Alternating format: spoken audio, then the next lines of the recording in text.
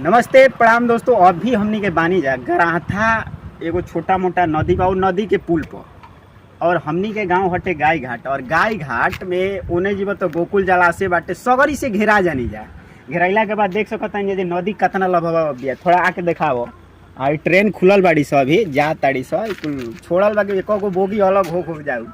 बाकी गाय घाट की चारों तरफ से घेर ली। हेने जाइम तो एगो बाटे महादेवगंज, जौना में नरी हे तरी कट के जाके गोकुल जलाशय में मिलल बिया। और हमनी के जाके भागड़ देखो हम तो भागड़ इतना फैलल बाटे कि उ साला लगभग बहुत दूर ने दियर में पसर गल बाटे। और गराथा से नदी गिर ले बिया। बाकी हई हतने गांव बाटे बीच में, ई गांव कब बूढ़ेला ना। अभी हमनी के होश में लगभग हमार उम्र 20 से 22 साल हो गए, लेकिन अभी तक बुड़ल नहीं थे। आदमी कहे कि एकरा आगे बाढ़ आई रहे, बहुत आई रहे बाढ़, जना में सब पूरा गांव भी बुड़ गो रहे।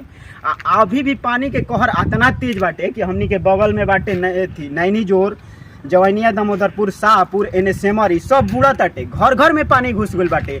लेकिन हमनी के गांव चारों तरफ से घेराइल बा, बाकी सुरक्षित बाटे। अभी केनियो से पानी नहीं के घुसल। और पानी के रफ्तार देख सकता जौन के ट्रेन के डाबा लेखा जौन को भी दह आवत बाटे और जा रहल बाटे। रफ्तार बहुत तेज बाटे। बाकी वीडियो कैसा लागल अपन राय कमेंट बॉक्स में जरूर दे हम जा। जय हिंद।